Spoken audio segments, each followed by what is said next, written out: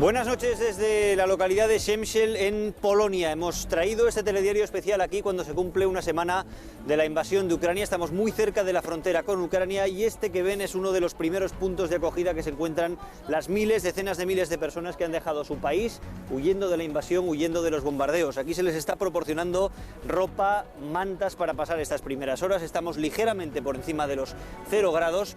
También alimentos para niños. Hay una cocina donde les dan también comida caliente, donde reponen fuerzas en estas primeras horas ya en territorio europeo, antes de coger un autobús que les llevará a otros puntos de Polonia, a otros puntos de Europa donde tienen familias o amigos. Lo vamos a ver enseguida, es el mayor éxodo desde la guerra de los Balcanes. Desde aquí, desde este punto, en la frontera entre Polonia y Ucrania, vamos a contarles también lo que está ocurriendo al otro lado. Allí el ejército ruso sigue con su asedio, sobre todo en la franja sur del país, pero también en la capital, en Kiev.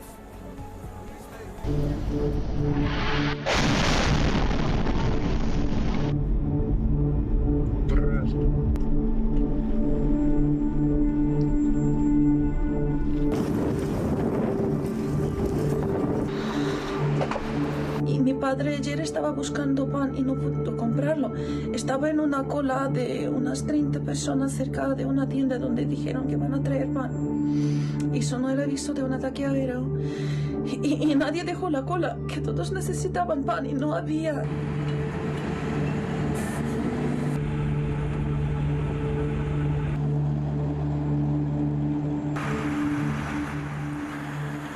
La última hora de lo que está ocurriendo allí en Ucrania tiene que ver con las negociaciones para tratar de buscar una solución. Hoy hemos escuchado al presidente ucraniano, a Volodymyr Zelensky, pedir una reunión cara a cara con Vladimir Putin. De momento lo que ha ocurrido es un acuerdo para establecer corredores humanitarios y también un alto el fuego para que se pueda evacuar a civiles. Vamos a Moscú, allí comenzamos nuestro relato con nuestra corresponsal Erika Reija. Hola, buenas noches. Pues sí, efectivamente, ese acuerdo consiste en abrir corredores humanitarios allí donde están los combates más duros. Se trata de establecer un alto el fuego temporal para que sea posible evacuar tanto a los civiles residentes en esa zona como a los heridos y también llevar comida y medicinas a la zona. Ahora ambas partes van a seguir hablando para establecer un canal especial de contactos que haga posible fijar los detalles logísticos y hacer posible esos corredores humanitarios. No solamente de temas humanitarios han hablado, también de temas políticos, en eso sobre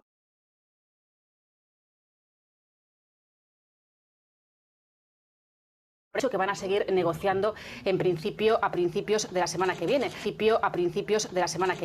Recordar que lo que pide Rusia es la desmilitarización de Ucrania, también que sea un país neutral, que renuncie a entrar en la OTAN, que reconozca a Crimea como parte de Rusia o la independencia del Donbass. Sí, Erika, es un primer acuerdo, es verdad que no invita demasiado al optimismo. Hemos visto también un discurso de Vladimir Putin donde defendía la valentía de los soldados rusos. Ha hablado ya el Kremlin oficialmente de casi 500 muertos, pero también decía que en estos primeros días se habían logrado al menos los objetivos que estaban fijados en el plan, algo que no encaja demasiado bien si se esperaba una guerra relámpago para controlar rápidamente el país. Sí, eso es. Putin no reconoce que le vaya mal en el terreno militar. Dice, como comentas, que todo transcurre según el calendario previsto, que están cumpliendo con las tareas programadas. De hecho, ha elogiado a los soldados y a los oficiales rusos que están combatiendo en Ucrania, los califica de héroes y también ha prometido ayudas a las familias de los soldados muertos y heridos. Recordar que ayer Rusia dio por primera vez una cifra de esas bajas, dijo que eran 498 muertos y más. Según el ejército ucraniano son muchos más. Putin una vez más descalifica al adversario, dice que está combatiendo contra nazis y acusa tanto al ejército ucraniano como a mercenarios, dice, extranjeros de usar a los civiles como escudos humanos y dice que por eso hay tantas bajas. El presidente ruso afirma que ucranianos y rusos son un mismo pueblo, pero según ha comentado con el presidente francés, con Emmanuel Macron, parece que está dispuesto a ocupar todo el país. Eso es lo que le ha dicho al menos al presidente francés, que cree que lo peor está por venir. Хочу сказать, что специальная военная операция идет в строгом соответствии с графиком, по плану. Все поставленные задачи успешно решаются.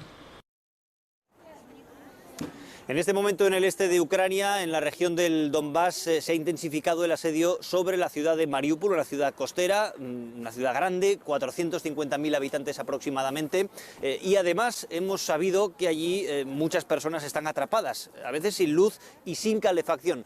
Hemos conocido también en las últimas 24 horas que el ejército ruso ha tomado el control de una ciudad importante, la primera ciudad importante que queda bajo su control es la ciudad de Jersón. Óscar Mijallo, ¿por qué es importante esa toma de control de Jersón? Bueno, pues es tan importante que, de hecho, según los noticieros, las últimas ediciones de los noticieros ucranianos, el ejército, las tropas ucranianas habrían intentado recuperar, siguen combatiendo en algunas zonas y estarían intentando lanzar una contraofensiva para recuperar esa ciudad.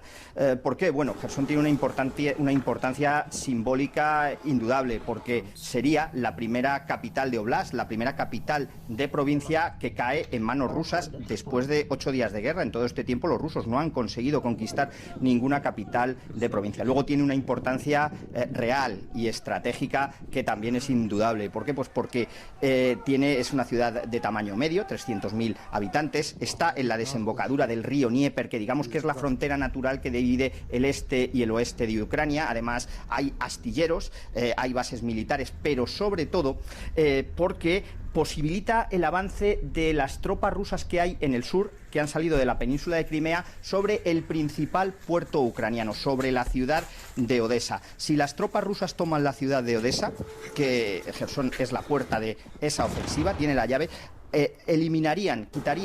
privarían a Ucrania de su salida al Mar Negro, teniendo en cuenta que el Mar de Azov está controlado por Rusia y que Mariupol, como has dicho, está totalmente sitiada, hay intensos bombardeos, la población está sin agua, sin luz y se cree que podría caer en las próximas horas. Pues en la práctica Ucrania, una vez que haya caído Odesa y una vez que haya caído la sitiada Mariupol, Ucrania se quedaría sin salida marítima. El ejército ruso avanza por las fronteras en la parte este del país, también desde el sur, como nos contaba Óscar Mijallo. Además de en Kiev, Moscú está intensificando su campaña en la costa del Mar Negro. A esta hora parece que la parte occidental del país, con la ciudad de Leópolis como referencia, se mantiene lejos del control ruso. Ahí está un equipo de televisión española, Víctor García Guerrero. Hola, buenas noches. Aquí en Leópolis, a 50 kilómetros de la frontera con Polonia, muy cerca de donde vosotros os encontráis precisamente, la guerra se ve más como una amenaza y con los resultados humanitarios que tiene el conflicto que como una presencia que haya cambiado radicalmente la vida de los ciudadanos. Es cierto que el centro oeste del país, de Ucrania, ha sufrido menos la peor parte del conflicto bélico, aunque ha habido algunos ataques en las provincias limítrofes de Odesa. Lo que sigue siendo un polvorín realmente es Kiev y su entorno, sus ciudades satélites, especialmente en el noroeste, donde se están concentrando, siguen afianzando su posición las fuerzas rusas. Se está viendo combates bastante duros en lugares como Bucha, donde las fuerzas ucranianas están hostigando duramente a las rusas y donde la población civil ha quedado en medio de los combates. Se ha producido ya bastante destrucción de la propia ciudad. Bucha sería una de las localidades que podrían tener un corredor humanitario del que habéis hablado anteriormente. Con respecto a la capital, lo que se está viendo en Kiev son cada vez más barricadas, parapetos, todo tipo de elementos que dificultan el tránsito, que pueden dificultar el tránsito de los blindados o de una fuerza invasora. Pero eso también lo que hace es dificultar el propio tránsito de las personas o de los medios de comunicación. En Kiev el combate, sobre todo por el aire, sigue habiendo una ofensiva aérea rusa importante, pero que está siendo contrarrestada por las defensas antiaéreas ucranianas que se están empleando a fondo. El resultado es que hay explosiones en el suelo de misiles y bombas, pero también en el aire, sobre las cabezas de unos ciudadanos aterrorizados después de 8 días de guerra. La capital ucraniana resiste, pero los ataques con misiles están dañando cada vez más edificios. En superficie, calles desiertas, porque la mayoría de la población civil se esconde bajo tierra. Para Ilya no es normal que sus hijos se despierten y hagan pistolas de juguete. Los suburbios de Kiev también arden. Este es el único edificio alto de Adne, una aldea de poco menos de 3.000 habitantes, casi reducida a cenizas. Está a solo 18 kilómetros de la capital y a 5 de su aeropuerto internacional. Alcanzó a unos chicos que estaban comprando alimentos, dice este joven. Mientras, Rusia ha vuelto a difundir imágenes de una columna de tanques y blindados avanzando hacia Kiev. En Chernigov, en el norte de Ucrania, las bombas caían primero en un depósito de combustible, pero lo peor ha sido en un edificio de apartamentos de una zona residencial. Al menos 33 personas han fallecido. Además, el servicio de emergencias muestra imágenes de 2 escuelas seriamente dañadas. No entregaremos la ciudad, dice el alcalde de Chernigov. Si lo hacemos, no nos quedará nada. Estas imágenes no son de Alepo, en Siria, ni de Grozny, en Chechenia, pero recuerdan mucho a esos asedios. Es la destrucción de Borodianka, a solo 60 kilómetros de Kiev. En el Parlamento, hoy, los diputados nacionales se han puesto en pie para cantar el himno de su país.